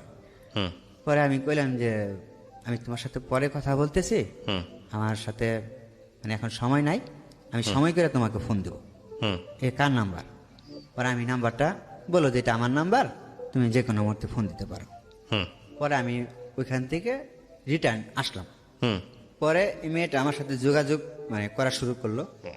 পরে আমি তার সাথে কন্টিনিউ কথা বললাম, মানে মানে যা জীবনের ঘটনাগুলা যে যার সাথে যা ঘটছে 2 বছরের মধ্যে। আপনি ওকে জিজ্ঞেস করলেন না তুমি কি হ্যাঁ, বিয়ে জিজ্ঞেস করছো করছি। কিনা? হ্যাঁ, আমি জিজ্ঞেস করছি। তুমি জিজ্ঞেস করলেন না যে বিয়ে করছো কিনা? তখন কি অ্যান্সার করলো সে? পরে আমার বলছে যে আসলেও আমাকে কি যেন খাওয়াইছিল, মানে আমার কি জানি খাওয়াইয়া মানে ওর প্রতি আকৃষ্ট করছিল। বিয়ে করছিল তাকে? না, বিয়ে করে নাই। বিয়ে করে নাই। আচ্ছা, তারপর? তাকে 2 বছর মানে বিয়ে ছাড়াই মানে তাকে মানে তারা সংসার করছে। স্বামী স্ত্রীর মতো সংসার করছে 2 বছর। তারপর? পরে এটা আমাকে বলে নাই, কিন্তু আমি এটা পরবর্তী জানতে পারছি তার বিয়ে করার পরে। এটা তাকে বিয়ে করার পরে আমি জানতে পারছি। ও আচ্ছা, তার মানে আপনার দ্বিতীয় স্ত্রী থাকা অবস্থায় আপনি তাকে বিয়ে বিয়ে করেন। করছিলাম। দ্বিতীয় কোনটা? স্ত্রীকে জানাইছিলেন যে আপনি 3 নাম্বার বিয়ে করতে যাচ্ছেন বা আপনার প্রেমিকাকে বিয়ে করতে যাচ্ছেন? এটা কি জানাইছিলেন আপনি দ্বিতীয় স্ত্রীকে? জানান নাই নিশ্চয়ই। না, এটা আমি মানে আমার ফ্যামিলিতে জানাইছিলাম। ফ্যামিলিকে জানাইছিলেন কিন্তু বউকে জানান নাই? বউকে জানাই নাই। আচ্ছা, তারপর? এটা আমি জানাই নাই কেন মানে এবং গল্পের এটা কি মাঝখানে। আপনার মানে তৃতীয় স্ত্রী যিনি হলো, মানে আপনার যিনি প্রেমিকা, তিনি কি জানতো যে আপনার ঘরে দ্বিতীয় একটা স্ত্রী হ্যাঁ, আছে? আছে। সে জেনে শুনেই বিয়ে মানে করছে? জেনে শুনেই বিয়ে করছে। এবং সে এবং তারে আমি সবকিছু বুঝাইও বলছি আচ্ছা যে আমি যাকে বিয়ে করছি হুম মানে তুমি আরেক সপ্তাহ আগে আমাকে ফোন দিলে না কেন? হুম মানে আমি এভাবে সবকিছু বিস্তারিত তার কাছে মানে তার সাথে যে বিয়ে কইরা মানে এই সম্পর্কে জড়াইছি যে তার সাথে আমি মানে সে চলে আসার পরেও, ওইখান থেকে চলে আসার পরেও তার সাথে আমি 5 বছর কন্টিনিউ কথা বলছি হুম তার সাথে। হুম 5 বছর হুম 5-6 বছর কথা বলতেই আছি, মানে বন্ধুত্ব হিসাবে তখন কথা বলি। তখন 2 বউ যখন বিয়ে করছি, বিয়ে করার পরে আমি মানে বাসা নিছি আলাদা করে, জিনিসপাতি নিয়ে বাসা নিছি। বাসা নেওয়ার পরে আমি তো বাড়িতে যাই না তখন, বাড়িতে যাই না। তখন সে সন্দেহ করছে যে আমি বিয়ে করছি। এই মেয়েটার সাথে আগেও কথাবার্তা বলতো, আমার যে ওয়াইফ মেজো বউটা এটা জানতো যে মানে আমি এই মেয়েটারে বিয়ে করব এরকম মানে মানে সম্পর্ক যে তার সাথে, এটা সে বুঝা ফেলাইতো, বুঝতো। কিন্তু তারা যে বিয়ে করবো এই জিনিসটা বুঝতো না সে কখনো। তার সাথে আমি কথা বলে এই জিনিসটা হ্যাঁ জানতো। পরে মানে মনে মনে টার্গেট করছে যে আরে সে বিয়ে করছে, এরকম টার্গেট করে পরে আমারে মানে খোঁজ নিছে। আমি তো বাড়ির থেকে আগে ডিউটি করতাম ওইখানে। খোঁজ নিয়ে দেখলো যে আপনাদের বন্ধুদের মাধ্যমে সে জানলো হ্যাঁ, আপনার সম্পর্কে। আমার তারপর? সাথে জানলো। জানার পরে পরে সে হঠাৎ করে আচমকা দেখি মানে বাসা আচমকা মানে লাঞ্চে খাইতে বসছি, পরে বাসায় আসলো। বাসায় আসার পরে পরে আমি ঠান্ডা মাথায় বুঝাইলাম। পরে আমি কইলাম দেখো এখানে ভাড়াটিয়ার সবাই আমি যেটা করছি সেটা তোমাকে ঠান্ডা মাথায় বুঝাইয়া বলতেছি, আর তুমি আমি কেন বিয়ে করছি সেটা তুমি জানো। সেটা তোমার ব্যর্থতার কারণে আমি বিয়ে করছি, তোমার ব্যর্থতার কারণে আমি কিন্তু তোমারে মানে আমি পরে দ্বিতীয় বিয়ে করছি। আমি কিন্তু মানে বিয়ে করার ইচ্ছে ছিল না। বললো যে তুমি বিয়ে করলাতে আমার জানালে না কেন, লুকোচুরি কেন, তুমি পলায় আছো কেন, তুমি বিয়ে করে সুন্দর বাপের বাটার মতো বাড়িতে নিয়ে যাবা, তুমি এখানে কেন, আমার এই ধরনের কথা বলতেছে। পরে আমি বললাম যে ঠিক আছে তুমি ঠান্ডা মাথায় এখানে বসো, বসার পরে দুজনে মিট করে কথা বলি। সে এখানে বসলো না, ওই যে পরে যে যারা বিয়ে করছি, যারা প্রেমিকা যেটা বিয়ে করলাম সিমলা করছে কি হঠাৎ করে রুম থেকে বেরোয়া সে অফিসে চলে গেছে। মানে এখানে ও ভয় পাইয়ে গেছে যেখানে কিছু হবে মানে ঝগড়াঝাটি হবে যদি হয়ে জায়গা, সে ভয় পায় অফিসে চলে গেছে না খাই, ভাত খাইতেছি কেবলই বসছি, তখন রুমে গেছে। তো অফিসে চলে গেছে, অফিসে চলে যাওয়ার পরে তো আমি ওরে খুঁজি, পরে ওর ফোনটার সাথে ছিল, আমি ফোন দিছি। ফোন দেওয়ার পরে আমি জিজ্ঞেস করছি তুমি কই? কয় আমি অফিসে আছি। আচ্ছা ঠিক আছে, তুমি অফিসে ঢুকো, আমি আসতেছি। আমি তো অফিসে ঢুকবো। পরে বুঝাইয়া, মানে আমার যে বড় বউ, মেজ বউ, সেটাকে বুঝাইয়া বাড়িতে পাঠাইলাম। বললাম তুমি বাড়িতে যাও, আসতেছি বাড়িতে, মানে অফিস ছুটি হওয়ার পরে বাড়িতে আসতেছি। ঠান্ডা মাথায় বুঝাইলাম, বললাম যে দেখো যা হয়েছে এনে সিন্ডিকেট করলে এখানে ঝামেলাটা হইব, এখানে সিন্ডিকেট করে না, যা কিছু হয় বাড়িতে যাই কথা বলি আমি। পরে আমার কথাগুলো বুঝগুনা মানলো, মানার পরে সে বাড়িতে গেল। বাড়িতে যাওয়ার পরে বাড়িতে যায় কান্নাকাটি, মানে অনেক কান্নাকাটি করছে। বাড়িতে ফোন দিছে, ওদের বাড়িতে ফোন দিছে যে এর কারণে কইছো তোমার জামাই তো বিয়ে করছে, তোমাদের জামাই আরেকটা বিয়ে করছে, সে এখানে থাকে, আমার এখানে আসে না, সে এখানে আরেকটা মেয়ে নিয়ে বিয়ে করে আলাদা রুম নিছে, মানে আরো খাট খুট এগুলা কিনছি, মানে খাট কিনছিলাম, মোটরসাইকেল বেচে ফেলাইছিলাম, মোটরসাইকেল বেচে এগুলা খাট খুট আমি কিনছি যে সে এগুলা মানে জানছে। আমি আবার সেগুলো মিথ্যা কথা বলছিলাম যে খাট আমার বন্ধু নিছে, মানে খাট আমার বন্ধুরে কিনে দিছি আমি, মানে তার টাকা দিয়ে আমি কিনে দিছি, কিন্তু আমি যে মোটরসাইকেল বেচে খাট কিনছি আমার জন্য, সেটা কেমনে জানি শুনছিল, পরে আমি সেটা অস্বীকার করছি। তো এইগুলো অনেক কিছু বলছে যে তারা সেখানে আলাদা সংসার সাজাইয়া নিছে, সব কিছু বলছে। বলার পরে সেখান থেকে আমার শ্বশুরবাড়ির থেকে আমার শ্বশুর, আমার এক ভাইরা আর সম্বন্ধী এরা আসলো। আসার পরে এখান থেকে পরে বাসায় আসলো পরের দিন, সেদিন তো না, পরের দিন বাসায় আসলো। সেদিন আমি বাড়িতে না যাইয়া পরে ওরে বললাম যে তুমি একটু সরে থাকো, হয়তো জিনিসটা প্রকাশ হয়েছে, তোমার এই বাসায় রাখা যাবে না, বাসায় রাখলে তোমার এসে যদি নিয়ে যায়, তোমার উপরে টর্চারিং যদি করে, তো তুমি বিনা দোষে টর্চারিং হবা কেন? বরঞ্চ আমি এদের সাথে মোকাবেলা করি, যাই কিছু করি, এটা আমি বুঝাবো, বাড়ির জামালাটা আমি মিটাবো, তুমি একটু সরে থাকো। পরে ওরে আমি মানে আমার ওরও একটা বান্ধবী থাকে নরসিংপুরে, ওই নরসিংপুরে পাঠিয়ে দিছি ওরে। নরসিংপুরে পাঠিয়ে দিই ওর বান্ধবীর কাছে। আমি বললাম তোমার বান্ধবীর বাসায় যাও তুমি, আমি এদিক দিয়ে ট্যাকেল দিতেছি। এই নরসিংপুরে মানে থুয়ে আসতে গেলাম আমি সাথে সহ, কয় আমার মানে তুমি সাথে নিয়ে থুয়ে আসো। পরে আমি এখানে গেলাম, যাওয়ার পরে এখান থেকে আমার শ্বশুর, আমার মানে ভাইরা, এরা সবাই বাসায় এসে মানে খুঁজতেছে, বাসায় তালা মারা। পরে আশেপাশের রুমাল যারা আছে তাদের কাছে জিজ্ঞেস করছে, কয় তারা তো সকালেই চলে গেছে এখান থেকে, অফিসে যায় নাই, তারা জানি কোন জায়গায় চলে গেছে। পরে এখান থেকে আমার শ্বশুর মানে সবাই ওরা বাড়িতে গেছে। পরে বাড়িতে যায় হেরা সবার সাথে কথাবার্তা বলতেছে যে মার সাথে, বোনের জামার সাথে। বড় ভাই তো বাহিরে থাকে, আমার বড় ভাই তো নাই, আমার আব্বা মারা গেছে অনেক আগেই। এই মানে দ্বিতীয় স্ত্রী বিয়ে করার পরে কিছুদিন পরেই আমার আব্বা মারা গেছে, বাবা নাই, মা আছে বাড়িতে, বোন আছে, বোন জামাই আছে। তাদের সাথে কথাবার্তা বলতেছে, মানে কথা বলতেছে। কথা বলার কালীন পরে তারা এক পর্যায়ে তাদের মেয়ে রাখবে না, এখানে নিয়ে যাবে না, আপনার ছেলে বিয়ে করছে। পরে তারা আমার আগে অনেকবার ফোন করলো, আসো তোমার সাথে কথা বলি, তুমি বিয়ে করছো বেশ ভালো কথা, একটা না 10টা করো, সমস্যা নেই, তুমি ভাত খাবার দিয়ে পারবা। তারা এই কথা বলতেছে, মানে আমার শ্বশুরও বলতেছে, আমার সম্বন্ধী বলতেছে, তুমি বিয়ে করছো, তুমি ভাত খাবার দিয়ে পালতে পারলে আমার সমস্যা নাই তো। তারা এই কথা বলতেছে, তুমি বিয়ে করছো, সমস্যা নাই, তুমি আসো এখানে, তোমার সাথে মানে একটা কথা বলি। পরে আমি ওইখানে গেলাম না, আবার আমি পরে তাদের সাথে মোকাবেলা হইলাম না। পরে ওই ওরে নিয়ে যে বান্ধবীর বাসায় গেলাম, ওইখানে রাত রইলাম, ওইখানেই ওই বান্ধবীর রুমে, বান্ধবীর সহ আমি ওইখানে রইলাম। থাকার পরে আমার যে মানে বউরে আমি বারবার রিকোয়েস্ট করছি, ওরে আমি একটা কথাই বলছি, মানে আইরিনের মাও, তুমি যদি এখান থেকে চলে যাও, তুমি কিন্তু কখনো এখানে আসতে পারবে না। চলে যাইতেছে মানে বলতেছে যে তুমি যদি না আসো, তাহলে আমারে কিন্তু আব্বা আম্মা, আমার দুলাভাই নিয়ে যাবো এখান থেকে, রাখবে না, তোমার আসতে হইবে এখানে, তুমি এসে আমার এখানে রাখো। পরে আমি কইলাম যে না, আমি ওইখানে যাইতে পারবো না, আমি তাদের মুখোমুখি হইতে পারবো না এখন, এই মুহূর্তে না, আমি অনেক দূরে আছি। তুমি বলো যে আমার জামাই বিয়ে করছে, যা কিছু করছে, আমি এখানে থাকবো। আমার জামাই তো আমার ভরণ পোষণ করতেছে, আমার তার মানে বাদ দিয়ে কিছু করতেছে না, খাবার দাবার তো সবকিছু দিতেছে, তুমি এই কথা বলো। তারা আমি এই কথা বলছি। এই বিষয়টা নিয়ে আমার যে বউর শারীরিক সমস্যা ছিল, এটা মানে ওদের ফ্যামিলির থেকেও জানে, আমার ফ্যামিলির থেকেও জানে, সবাই জানে। আমি নিজে ডাক্তার দেখাইছি পর্যন্ত। হুম পরে আমি কইলাম যে তুমি যদি যাওগা এখান থেকে, মানে তেলে কিন্তু আর কখনোই আসতে পারবে না এখানে, হুম তোমাকে যাই আনবো না। হুম তার কারণ আমি যাই কিছু করছি না কেন, একমাত্র তোমার অবহেলার কারণে আমি করছি। তোমাকে বিয়ে করছিলাম, মানে পছন্দ করে বিয়ে করছিলাম, তোমাকে ফালাই দেওয়ার জন্য বিয়ে করি নাই। বলার পরে তারপরেও সে চলে গেল তার বাবা যখন মা আপনি এখানে- তৃতীয় স্ত্রীর সঙ্গে? হ্যাঁ, আচ্ছা। তখন আমার তৃতীয় স্ত্রীর সঙ্গে চলে যাওয়ার পরে পরের দিন সকালবেলা, ওরা যেদিন বিকালবেলা চলে গেল, হুম তার পরের দিনই সকালবেলা ফোন দিছে আমাকে। ফোন দেওয়ার পরে মানে বলতেছে, কয় তুমি যদি না আসো আমার এই না নিতে, মানে তোমার পরিস্থিতি কিন্তু খারাপ হবে। তুমি যে বিয়ে করছো, তোমার বিরুদ্ধে অ্যাকশন নেব, তোমার বিরুদ্ধে মামলা করব। আমি চাই না যে তোমার কোনো ক্ষতি করুক, তোমার কোনো অ্যাকশনে যাক। তুমি বিয়ে করছো, তোমার বউ আমি মেনে নিছি, কিন্তু তুমি আইসা আমাকে নেও। মানে আমার দ্বিতীয় স্ত্রী এটা আমাকে বললো।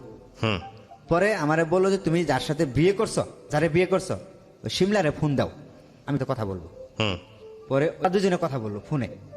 তার পরের দিন সকালবেলা, যার বান্ধবীর বাসায় যে আমি আসছিলাম, তার পরের দিন সকালবেলা ওরা দুজনে কথা বললো।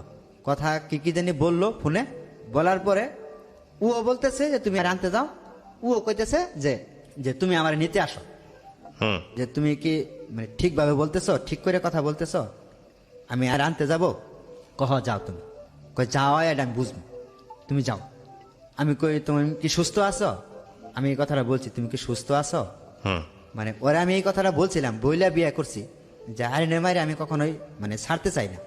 তোমারে বিয়ে করার পরে সে যদি তোমাকে মাইনে নিয়ে ভাত খাইতে পারে, তাহলে সে তারে আলাদা বাড়িঘর, মানে যে বাড়িতে আছে ওইখানে থাকবো, আর তোমার আলাদা বাড়িঘর করে দিব আমি। হুম এই কথাটা মানে তার সাথে আমি শেয়ার করে বিয়ে করছি তারা। পরে কয় ঠিক আছে, তুমি ওরে যাই নিয়ে আসো, তোমার ওইখানে মারে কাটে কি করে না করে এটা আমি মানে যদি তোমার নিয়ে ফাঁসায় ওইখানে, আমি তোমার ওইখান থেকে ছুটে আনো তোমার এইরকম মানে এই এই আবার এই এই কথা বলতেছে। কয় তুমি বিয়ে করছো, আমি এটা মাইনে নিছি, কিন্তু তুমি এখান থেকে আমার মিথ্যা কথা বললে তুমি খালি তোমার বাড়িতে নিয়ে যাও, আমি ওরে মাইনে নিব। আমি ওরে মাইনে নিয়ে যদি খাইতে পারি তাহলে মানে আর কেউ তো সমস্যা নাই, আমার বাবা মার সমস্যার কথা থাকার কথা না। যাই হোক, কি করেছেন আপনি তারপরে? পরে ওইখান থেকে যাই হোক মানে মিথ্যা কথা বললে আমি নিয়ে আসলাম যে আমি বিয়ে করি নাই, যা যা করছি এটা আমি ভুল করছি, এটা আমি সমাধান মানে আমি এটা সমাধান করবো, আমাদের কিছু করা লাগবে না। হুম পরে ওইখান থেকে তারপরের দিন তারা সাথে করে নিয়ে আসলাম, বাচ্চার মারে নিয়ে আসলাম। বাচ্চার পরে নিয়ে আসার পরে বলতেছে যে সে আবার ও ফোন দিয়া বললো যে তুমি ওদের বাড়িতে গেছে, হুম আমার তৃতীয় স্ত্রী ওদের বাড়িতে গেছে, ওদের বাড়িতে বাড়িতে এসে হেরা ফোন দিছে যে তুমি আসো। আপনি এখন বর্তমানে কোন স্ত্রীর সঙ্গে আছেন? দ্বিতীয় স্ত্রী, মানে যেটা আপনার মোটামুটি দুই ফ্যামিলি থেকে জেনে শুনে বিয়েটা হয়েছিল, তাই তো? হ্যাঁ। আচ্ছা, মানে আইরিনের মা, আইরিনের তাই তো? মা, হ্যাঁ। তৃতীয় স্ত্রীর ঘরে কি আপনার কোনো বাচ্চা কাচ্চা আছে? তৃতীয় স্ত্রী করে না, এবং তৃতীয় স্ত্রীর সঙ্গে আপনার ছাড়াছাড়ি হয়ে গেছে? ছাড়াছাড়ি হয়ে গেছে। ও চলে গেছে নাকি আপনি ডিভোর্স দিয়ে দিয়েছেন? ওই চলে গেছে। ওই চলে গেছে। আপনার এই ঘটনাটার পিছনে অনেক জটিলতা আছে, অনেক প্যাচ আছে। প্যাচ আছে। হ্যাঁ, অত প্যাচ দিয়ে এমন অবস্থা হবে যে রাতের বেলা লোকজনের ঘুমও হবে না। শুধু ঘুম টুমটা আমার তো মনে হয় মাথা খারাপ হয়ে 3 দিন ঘোরাঘুরি করবে যদি এই পুরো গল্পটা আমি আপনার এই প্যাচ ঘোষ জায়গা থেকে তুলে ধরতে পারতাম। আমি সেই জায়গায় যেতে চাই না, কারণ এই স্টোরিটা প্যাচের হবে, এটাই স্বাভাবিক। 3টা বিয়ে কয় বছরের মধ্যে? 2 সাল থেকে শুরু করে হ্যাঁ, তারপর লাস্ট বিয়েটা কয় সালে? লাস্ট বিয়ে হয়েছে এই 20 সালে। আচ্ছা, তার মধ্যে সময় অনেক, 18 বছর। 2002 সাল না 20 সাল? 20 সাল। 20 সাল, 2002 থেকে 20, তার মধ্যে 3টা বিয়ে করছেন। বাচ্চা কাচ্চা কয়টা? বাচ্চা প্রথম ঘরের ঘরে একটা মেয়ে ছিল, চলে প্রথম ঘরে গেছে। একটা মেয়ে, মেয়ে তো বয়স হয়ে গেছে অনেক। মেয়েটার আমি নিয়ে আসছিলাম এখানে। আবার নিয়ে আসছেন? হ্যাঁ। মেয়েটাকে এখন আপনার জিম্মায় থাকে? মানে এখন ছিল, আবার ওই যে ঈদের পরে চলে গেছে। চলে গেছে। আপনার বাচ্চা কাচ্চা কয়জন? আপনার দায়িত্বে আছে কয়জন? আমার দায়িত্বে 2 জন আছে। 2টাই মেয়ে? না, একটা ছেলে, একটা মেয়ে। ছেলে। এটা সবই ওই আইরিনের মার? হ্যাঁ। আচ্ছা, আপনি গল্পটা কেন বলতে আসলেন আজকের এই রেডিওতে? এই যে তৃতীয় স্ত্রী যে হ্যাঁ, এই মেয়েটা আমার সাথে এমন কিছু করছে যে আমি গল্পের মানে এই মেয়েটা আপনার সাথে যাই করুক, এই মেয়েটাকে যে করার সুযোগ আপনি দিয়েছেন বলেই করছে। হ্যাঁ, আপনি সেটা কি আমি focus সুযোগ করেন? দিছি, ঠিক আছে, কিন্তু ভুলটা কি ওই মেয়ের না আপনার? হ্যাঁ, ভুলটা কার? ভুলটা আমার। আপনি সেটাই বলেন, ভুলটা আর আমার। মানুষের দোষ ধরেন না। হ্যাঁ, ভুলটা ঠিক আছে? আমার। হ্যাঁ, কারণ কোথায় ভুল হয়েছে কেন? আপনার বলেন তো। আমার ভুল হয়েছে, আমার কপালে যেটা আছিল আর কি, হুম। এটা যদি আমি মানে নিয়ে হ্যাঁ। খালি থাপড় দিয়ে বলতাম যে আমার কপালে যা আছে আছে, এর বেশি মানে বেশি আশা করতে যাইয়া মানে আমার মানে কপালে দুর্গটি টাইনে নিছি আমি। মানে আপনি প্রথম বিয়েটাতেই ঠিক ছিলেন, প্রথম বিয়ের পরেও প্রথম বিয়েটা নষ্ট হয়ে গেল কি কারণে এটা আমি জানি না, যদি দোষ আপনার না হয়ে থাকে আপনি সংসার করতে চাইছিলেন, ঠিক আছে চলে গেছে। হ্যাঁ, আমি সংসার করতে দ্বিতীয় বিয়েটা আপনি দেখেন, দ্বিতীয় বিয়ে পর্যন্তই আপনার ঠিক ছিল। সেটা হলো যে আপনি প্রথম স্ত্রীর সাথে আপনার ডিভোর্স হয়ে গেল, তারপরে আপনার কথা ছিল আপনি আপনার তৃতীয় স্ত্রী যে হয়েছিল, আপনার যে গার্লফ্রেন্ড বা আপনার যে প্রেমিকা, তাকে বিয়ে করবেন। হ্যাঁ। সে তো আপনাকে বিয়ে না করে অন্য একজনের সাথে চলে গিয়ে চলে 2 বছর গেছে। থাকলো। হ্যাঁ। তারপরে আপনি যখন দ্বিতীয় বিয়ে করলেন তখন সে ফিরে এসে বললো আপনাকে বিয়ে করলো দ্বিতীয় স্ত্রী থাকা অবস্থায়। হ্যাঁ, হ্যাঁ। ঠিক আছে কিনা? হ্যাঁ, হ্যাঁ। তো তখন আপনি তাকে কেন বিয়ে করবেন? যে অলরেডি চলে গেছে, যে অলরেডি বিশ্বাসঘাতকতা করছে, তাকে তো বিয়ে করার প্রশ্নই ওঠে না। প্রশ্নই আসে না। তো আমি আপনাকে ধন্যবাদ জানাই যে আপনি এত কিছুর পরও আপনার দ্বিতীয় স্ত্রী আপনার সঙ্গে এখনো আছে, আইরিনের মা আছে, এখনো আছে, আছে, আছে। আপনাকে মাফ করতে পারছে, ক্ষমা করতে পারছে। হ্যাঁ, সে তো সংসার করতেছে। সংসার করতেছে। সংসার করা আর ক্ষমা করা কিন্তু এক জিনিস না। সংসার করার ক্ষমা করা কিন্তু এক জিনিস না। হ্যাঁ, সো একটু জিজ্ঞেস করে নিয়েন যে এত কিছু ভুল করছেন, এত কষ্ট দিয়েছেন, সে আসলে আপনাকে ক্ষমা করছে কিনা। তবে এটা ঠিক যে আমি জানি না, মানে এই গল্প থেকে মানুষ কি শিখবে। আসলে আমাদের যে সামাজিক ব্যবস্থা, আমাদের যে সমাজের রীতিনীতি, তাতে সমাজে আপনি যে শ্রেণীরই হন না কেন, একেবারে গরিব হন আর ধনী হন, যাই হন না কেন, এই অধিক বিবাহ জিনিসটা আমাদের সমাজ পছন্দ করে না। Correct. এটা স্ত্রীরাও যেমন মেনে নিতে পারেন না, হাজব্যান্ডের জায়গা থেকেও যে অধিক বিবাহর জায়গার যে নৈতিকতার যে ব্যবহার, সেটা সে করতে পারেন না। কারণ আপনি যদি ধর্মীয় অনুসারেও যান, তাহলে ধর্মে কিন্তু এই কথাটা বলা আছে যে তুমি যদি সামর্থ্য রাখো তাহলে তুমি অধিক বিবাহ করো। তো আপনার সামর্থ্যই নাই, আপনি নুন আনতে পান্তা ফুরায়, হ্যাঁ, আপনি ব্যালেন্স করতে পারছেন না, তাহলে আপনি অধিক বিবাহে কেন যাবেন? আর সেটাও যদি হয় এই ধরনের সম্পর্ক, তাহলে আমার তো মনে হয় এই ধরনের সম্পর্ক কোনোভাবে আমাদের ধর্মও সমর্থন করে না। আমি মূল ঘটনায় তো যাইতে পারিনি যে আমার এত দ্বিতীয় কিছু স্ত্রী, পরেও আপনি মূল ঘটনায় যেতে পারেন নাই। মানে আপনার আমার মূল দ্বিতীয় ঘটনা স্ত্রী, কি? হ্যাঁ, দ্বিতীয় স্ত্রী যে, হ্যাঁ। মানে দ্বিতীয় স্ত্রী যে এর মানে মানে আমার কিন্তু আসলে অধিক বিয়ে করার ইচ্ছা ছিল না। হ্যাঁ, এর সাথে যে আমার মানে মানে বন্ধুত্ব সম্পর্ক হয়ে গেছিল, এটাই থাকতো। হ্যাঁ, এটা থাকাও তো অন্যায় এটাও থাকতো আর কি। না, এটা থাকবে কেন? এটাও তো অন্যায়। আপনার তৃতীয় স্ত্রীর সাথে আপনার যে বন্ধুত্ব সম্পর্ক হয়ে গেছিল, এটাই থাকতো, আপনি এটা বলতে চাচ্ছেন? হ্যাঁ। মানে তাহলে এটা কি? এটা কি পরকীয়া সম্পর্ক? এগুলো কি ঠিক না, আছে? না। না, তাহলে মানে থাকবে মানে কেন? এই যে আপনার স্ত্রী থাকা অবস্থায় কিসের বন্ধুত্ব আমি সম্পর্ক? শূন্যের উপরে বসে আছি, হ্যাঁ, হ্যাঁ। আমার তার সাথে এত বছর সম্পর্ক মানে আপনি চলাকালীন বলতে চাচ্ছেন যে আপনার তৃতীয় স্ত্রী থাকা অবস্থায়, মানে আপনার দ্বিতীয় স্ত্রী থাকা অবস্থায় আপনি তৃতীয় স্ত্রীকে বিয়ে করছেন আপনার দ্বিতীয় স্ত্রীর ভুলের কারণে? হ্যাঁ, কিসের ভুল? সেটা আপনি শুধু বলেন কিসের ভুল? তার শারীরিক সমস্যা ছিল, তার শারীরিক সমস্যার কারণে। আপনি তাকে ডিভোর্স দিয়ে দিতেন।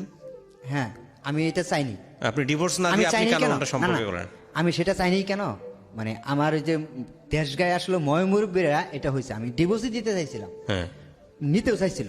হ্যাঁ, পরে ময়মুরব্বীদের কথায় হুম, মানে বললো যে এটা আসলে মানে বাচ্চা কাচ্চা হলে ঠিক হয়ে যাব। হুম। আচ্ছা, তা আপনি ঠিক আছে, আপনি তৃতীয় বিয়ে, আপনি এটাও যদি কজ হয়ে থাকে, কারণ হয়ে থাকে যে ঠিক আছে আপনার দ্বিতীয় স্ত্রীর শারীরিক সমস্যা আছে এবং তার অনুমতি আছে আপনার তৃতীয় বিয়ে করার, ধরেন এই অবস্থা অনুমতি তো ছিলই না, তারপর ধরেন আমি ধরে নিচ্ছি অনুমতি, কিন্তু এই মেয়েটাকে আপনি বিয়ে কেন করলেন? যেই মেয়েটার সাথে আপনার বিয়ে হওয়ার কথা ছিল, সেই মেয়েটা আপনাকে ফেলে দিয়ে অন্য একজনের সাথে চলে গেল, ওই মেয়েটাকে আপনি কেন বিয়ে করলেন? এটাই তো আমার দোষ।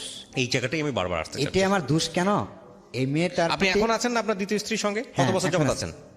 মানে কত বছর বলতে আমি এই তৃতীয় স্ত্রী গেছে কবে, ডিভোর্স দিয়েছে কবে আপনাকে? এটা দিছে ফার্স্ট লকডাউন যখন পড়ে না, ফার্স্ট লকডাউন 2020-এর কথা বলতেছেন? হ্যাঁ 20-এ। 2 বছর যাবত আপনাকে আরো বিয়ে করার পরিকল্পনা আছে? না। ভবিষ্যৎ বিয়ে করার পরিকল্পনা আছে? না। তো নাই, এখন নাই কেন?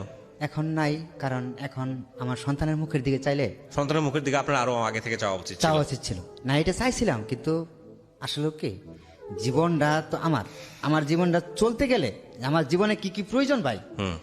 মানে সেটা আসলেও মানে আমি আমার স্ত্রীর থেকে আমি পাইনি কোনোদিনও। আচ্ছা শোনেন, একটা কথা বলি, কি নাম আপনার? আমার নাম মোহাম্মদ আইনাল হক। আয়নাল, আর ডাকনাম রবিন। রবিন ভাই, আপনার এই গল্পটা আমি গোলে মেলে যেমনি হোক আজকে এখানে উপস্থাপন করতে চাচ্ছি এবং রেডিওতে এটা প্রচার হবে, আমার এই কথাগুলো প্রচার হবে। আপনার গল্পের একটা বিশাল শিক্ষা আছে, সেটা হচ্ছে কি, পৃথিবীতে কোনো মানুষই না সব দিক থেকে পরিপূর্ণ সুখী মানুষ হয় না। পরিপূর্ণ সুখী থাকে না, ঠিক আছে। কোনো মানুষই হয় না। কারো হয়তো অর্থ আছে, সুখ নাই, কারো হয়তো অর্থ নাই কিন্তু প্রচুর সুখ আছে, সংসারে অনেক শান্তি। হ্যাঁ, আমাদেরকে আল্লাহ পৃথিবীতে এমনভাবেই পাঠিয়েছেন, এটা কোনো না কোনোভাবে ডিস্যাটিসফ্যাকশন থাকবেই, মানুষের মধ্যে অসন্তুষ্টি থাকবেই। আপনি যদি মনে করেন যে একের পর একটা ভালো মেয়ে খুঁজবো বলে বিয়ে করে যাব, তাহলে আপনার যে কতগুলা বিয়ে করতে হবে এই জীবনে। না ভাইয়া, হ্যাঁ। আমার ওরকম কিছু ছিল না। আমি সাধারণ ঘরের একটা ছেলে, আমি কিন্তু কঠোর পরিশ্রম করতে জানি। আমি জানি, আমি আপনার পরিশ্রম- কঠোর পরিশ্রম করতে জানি। আমি এমন কোনো কাজ নাই যে পাই না, ধান গাড়ার থেকে শুরু করে ধান কাটার থেকে শুরু করে এভরিথিং সবকিছু করতে জানি। আমাকে কেউ বলতে পারবে না যে যে এই ছেলেটা এই কাজ থেকে ভাইগে গেছে, আমাকে কেউ বলতে পারবে না। আমার চেহারা দেখে হয়তো বুঝতে পারবেন আপনি, আমি কিন্তু কঠোর পরিশ্রম করি। আমি যে কাজ করি মানে সারাদিন একটা পুরুষ লোক মানে যেখানে যেখানে কাজ করুক, বাড়িতে যায় যে তার বউর কাছ থেকে কিছু যে মানুষে আশা করে, সেটা আমি কোনোদিনও পাইনি। আচ্ছা, এখানে একটা কথা বলি। হ্যাঁ, আপনি যেটা বলেছেন সেটা সম্পূর্ণ রকমভাবে সঠিক, আমি আপনার সাথে একমত যে একটা ছেলে বা একটা পুরুষ তার স্ত্রীর কাছ থেকে কি এক্সপেক্ট করে।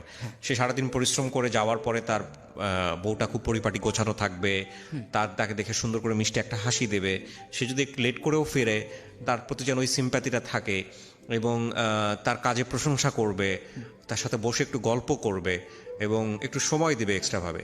আবার হাজব্যান্ডও ঠিক ওই সময়টাতে একটু অ্যাটেনশন দেওয়া উচিত ওয়াইফের প্রতি, যে না আমি আসছি, আমার এখন কাজটা সাইড করে রেখে আমি একটু গল্প করি, খাওয়ার টেবিলে বসে হোক 10 মিনিটের জন্য।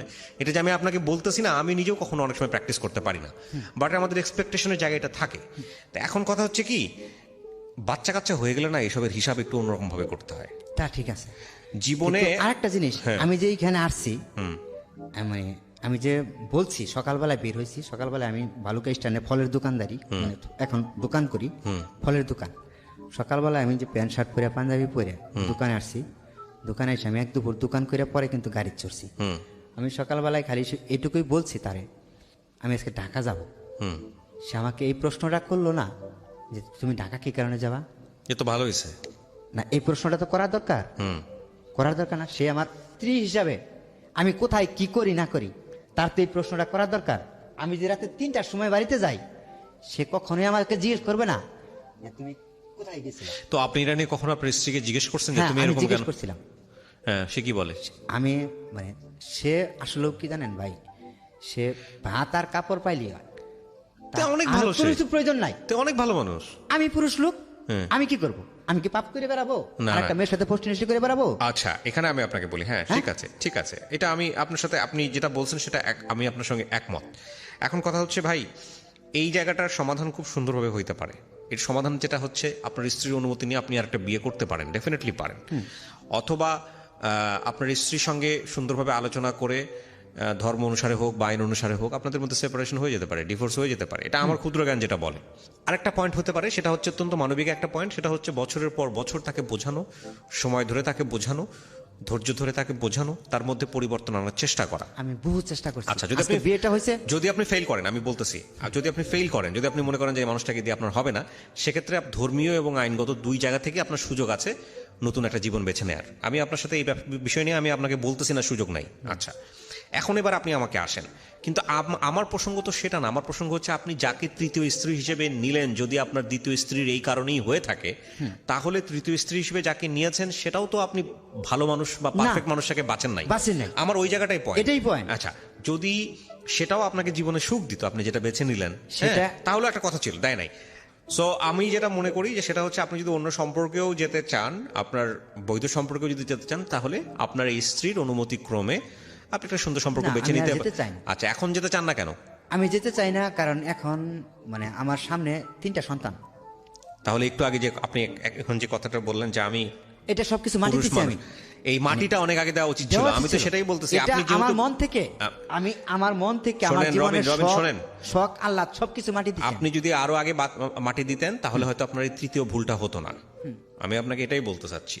হ্যাঁ, আর দ্বিতীয় কথা হচ্ছে যে আপনি যে পজিশনে আছেন, আপনার নিডের জায়গা থেকে, আপনার প্রয়োজনের জায়গাটা থেকে, সেটা শতভাগ সঠিক। সেটা যদি আপনি আপনার সন্তানদের কারণে মাটি দিয়ে থাকেন বা যেটার কারণে মাটি দিয়ে থাকেন, তাহলে এটা আপনার আরো আগে মাটি দেওয়া উচিত মাটি ছিল। দেওয়া দরকার ছিল। বুঝাইতে পারছি? আমি ওই পয়েন্টে আসতে চাচ্ছিলাম। আমার এই পয়েন্টের কোনো কথাই নাই। একটা যেটা হচ্ছে, বাবা মা হয়ে যাওয়ার পরে না আসলে নিজেদের এই বিষয়গুলো নিয়ে আসলে অত চিন্তা করার সুযোগ থাকে না। আমার মনে হয় সেই জায়গাটাই ফোকাস করা না, উচিত, যে একটা একটা সন্তান নিয়ে জিনিস আসছে আমি দুনিয়াতে। কিন্তু আমার মানে মানে মানে ভোটার আইডি কার্ডে 35 বছর বয়স দেওয়া আছে, ওইখানে আমার বয়সটা বাড়ানো দেওয়া আছে, কিন্তু আমি কিন্তু আসলে মানে আমার বয়সটা অতটা না। কিন্তু আমি এই অল্প বয়সের মধ্যে 30-32 বছর বয়সের মধ্যে আমি 3টা সন্তানের বাবা হয়ে গেছি। মানে আমি যখন এই মাথার মধ্যে মানে মাথার ভিতরে যখন এই জিনিসগুলো ঢুকাই না এখন, তখন আসলে আমার জীবনের সকালাদের কথা এখন আমি সবকিছু ভুলে যাই। মানে আমার জীবনের যে ব্যক্তিগত কিছু চাওয়া, মানে এইটা আমি ভুলে যাই। আবার কিছু কিছু সময় যখন আমি বাড়িতে যাই, মানে আমি কাজ শেষে যখন বাড়িতে যাই, তখন আমার বাড়ির পরিবেশ দেখা তখন মনে হয় যে কি করি আমি। এটা আপনি যেটা বলছেন এটা আমি একমত আপনার সঙ্গে কোনোভাবেই এটা আপনি যেটা বলেছেন সেটা শতভাগ একমত।